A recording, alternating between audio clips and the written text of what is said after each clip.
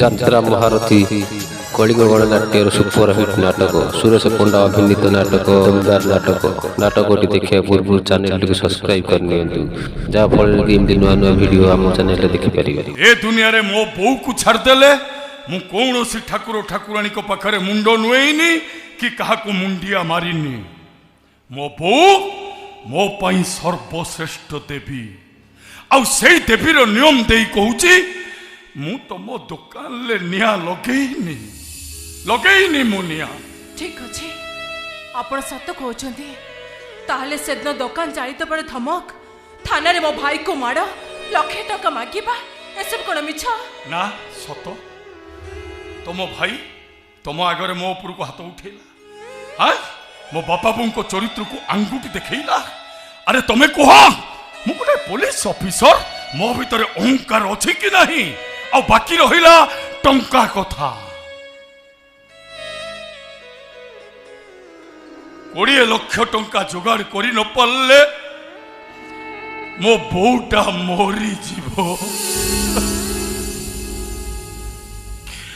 କେବଳ ସେଇ ଟଙ୍କା ଯୋଗାଡ଼ କରିବା ପାଇଁ ମୁଁ ଏ ଲୋକମାନଙ୍କଠୁ ଚାନ୍ଦା ଆଦାୟ କରେ ଖାକି ପୋଷାକ ତାକତରେ।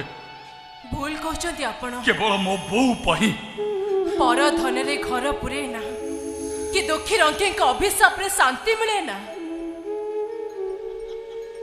ଗରିବ ଅସହାୟ ମାନଙ୍କ ଠାରୁ ଅର୍ଥ ସଂଗ୍ରହ ନ କରି ଯଦି ଆପଣ ନିଜ ଅର୍ଜିତ ଧନ ଅନ୍ଧ ମୁକ ବଧିର ମାନଙ୍କୁ ଦାନ କରିଥାନ୍ତେ, ତାହେଲେ ମେଞ୍ଚା ମେଞ୍ଚା ଆଶୀର୍ବାଦ ସାଉଣ୍ଟିଥାନ୍ତେ।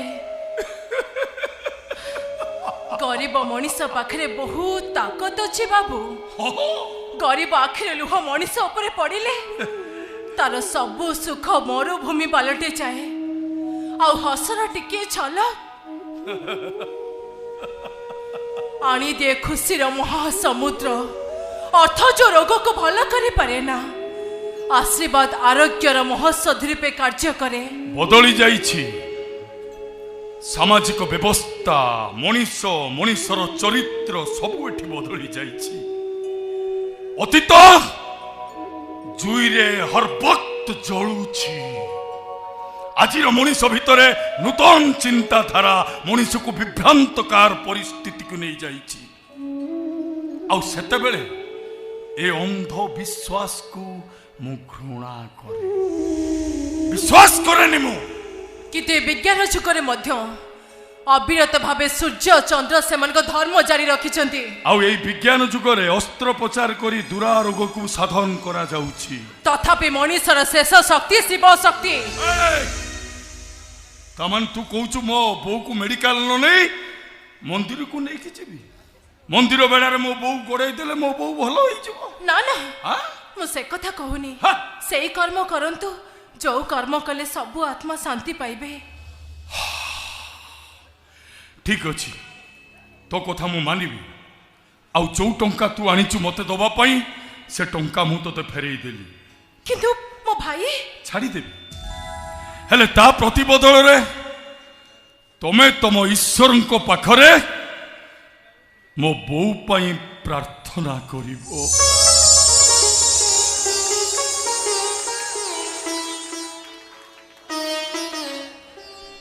ଆଉ ମୋ ବୋଉ ଯଦି ଭଲ ହେଇଯାଏ, ତମ କଥା ଅନୁସାରେ ମୋ ଜୀବନର ଗତିପଥକୁ ମୁଁ ବଦଳେଇ ଦେବି।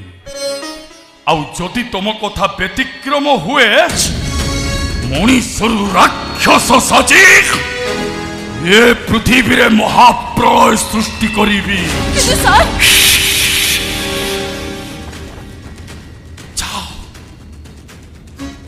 ପ୍ରମାଣ କରିଦିଅ ଯେ ତମ ଚିନ୍ତାଧାରା ଠିକ ଆଉ ମୋ ଚିନ୍ତାଧାରା ଭୁଲ। ଯା, ଆରେ ଯା, ଆରେ ଯା।